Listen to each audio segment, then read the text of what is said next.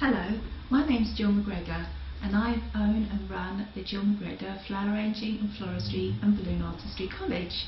And I thought what I would like to do today in college is to actually demonstrate to you how easy it is to make a horizontal flower arrangement.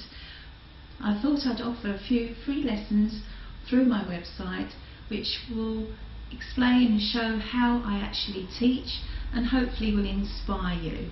So to start with, what I would like to do is to work with a commercially grown leaf, the Dracaena green tie leaf. And when you buy commercially grown materials, they're always cut to the same size. So what I need to do is to really work out how long I want the leaf to be and to cut into the flesh and really create a stem using the midrib vein. I'm just going to cut into the flesh like so, using the very stiff vein which transports the water and the food up to the plant, and insert it into the actual floral foam. Now the floral foam has been soaked with water, and I much prefer to use the Oasis Max Life floral foam. It seems to hold the water in far better. And when you soak the floral foam, what you do need to do is just watch, because if you put the foam so that the actual writing is facing uppermost, place it into the water, you'll actually find that within about 90 seconds the foam is fully soaked and you don't need to then allow it to sit in the water any longer.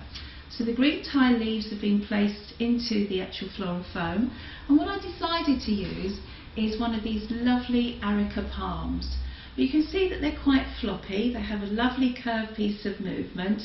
But what I've decided to do is to actually change the look of this palm and actually plait it so it forms a shape like this, so that we have some lovely enclosed space. And the technique of plaiting is incorporated into my leaf manipulation technique. So I'm going to cut the stem at a 45-degree angle. I'm going to just cut away some of the excess fronds, and then what I want to do is just to insert it into the floral foam just above the green tie, centrally, really just to add a little bit of mystery and interest to my arrangement, and then to repeat the process on the opposite side. So again, cutting into the stem, removing any of the excess leaves so that they can then just be easily inserted. So I'm just cutting away, and I'm just going to add the leaf so that it's of interest. And I much prefer to have it so that the leaves do appear to be of different lengths to create my horizontal line, so it sits like so in the vase.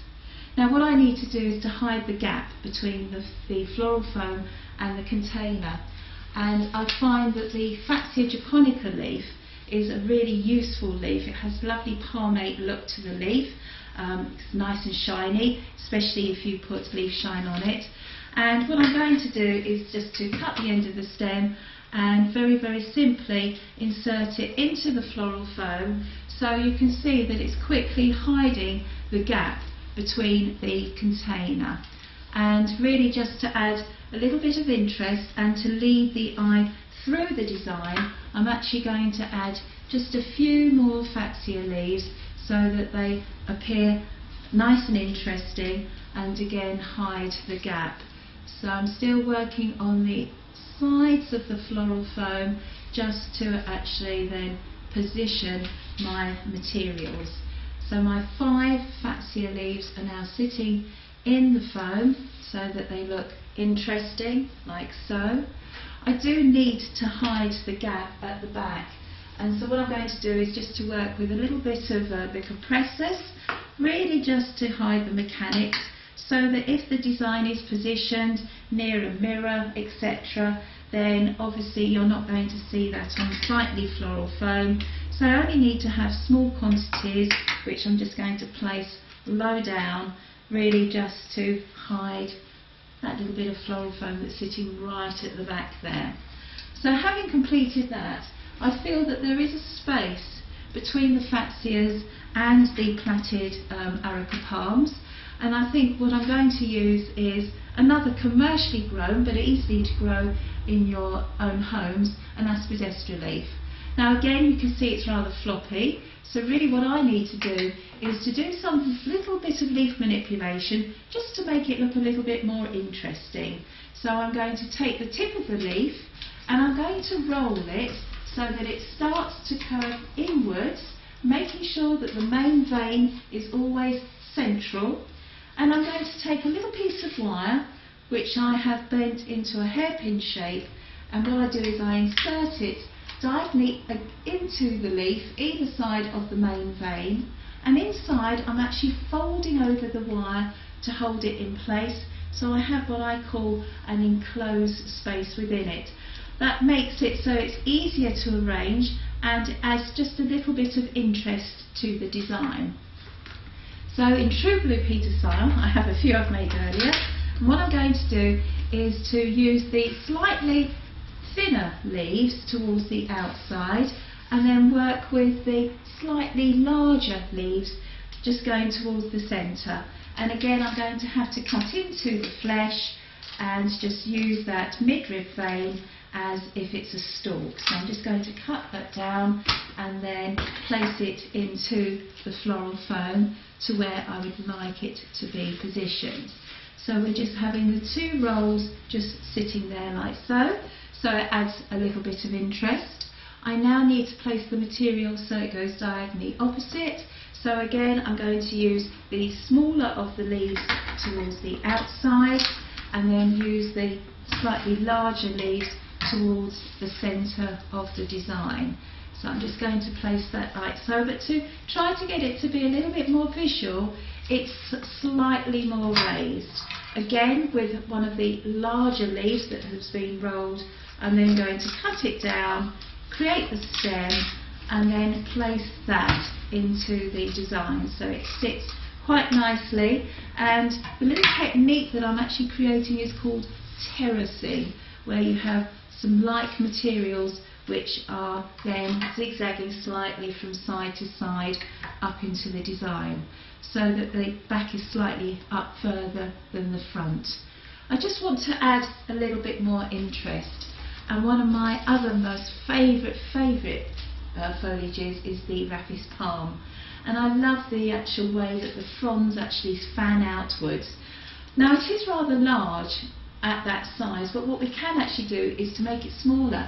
It's just to lead the actual fronds up, give it a quick cut, so you're creating the cut like a fringe, and then you can actually make the leaf so it's much smaller in length. So I'm just going to place that into the design and place that towards the back just here, again just sitting upwards. I'm going to use another one and cut that down much shorter, and again just add that to the arrangement. And you'll find that what I'm doing is adding little groups of materials together to add interest. Now I've placed little leaves here, so diagonally opposite, I then need to position a further Rapis palm.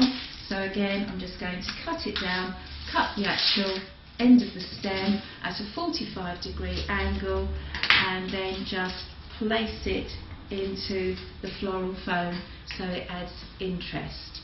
Now as you can see that there is an expansive floral foam towards the top, which will then help to house the flowers, and what I will need to do is to hide the mechanics. Now whenever you're making designs, you do need to try to make sure that you have some textural contrast. I've got lots of shiny textures in there, so what I've decided to use is just this little bit of fur, and I've only cut it from the garden, conditioned it by putting it in water for a couple of hours, and I'm just going to add that so that we have this sort of rough texture which will contrast nicely against the shininess of the Faxias and the aspidistra leaves. But because I'm using just small amounts, what I actually need to do is to make sure that I have just some nice little clusters, little grouped clusters, to lead your eye in towards the design. So I've now positioned 3 little placements towards the centre. They're sitting near to the shiny materials just to help to give that textural contrast. Again, if you see any element of floral foam towards the back, I'm just going to use the leftover pieces really just to help to hide the mechanics so we get to that stage. Now what I want to do is obviously select a flower that has impact, and what I decided to do is to work with the lovely Anthurium. This is the tropical variety. Some people like them, some people hate them, but I find them very, very attractive, and I thought that they would help to add to this contemporary design. So what I'm going to do to start with is just to look at the flowers and just see whether I select, well, what I want to do is to select my larger flowers to go towards the centre. So I have 2 remaining flowers, and what I want to do is just to get them to be positioned either side, so I create a line just to flow through. So a line is just going to go through the actual design.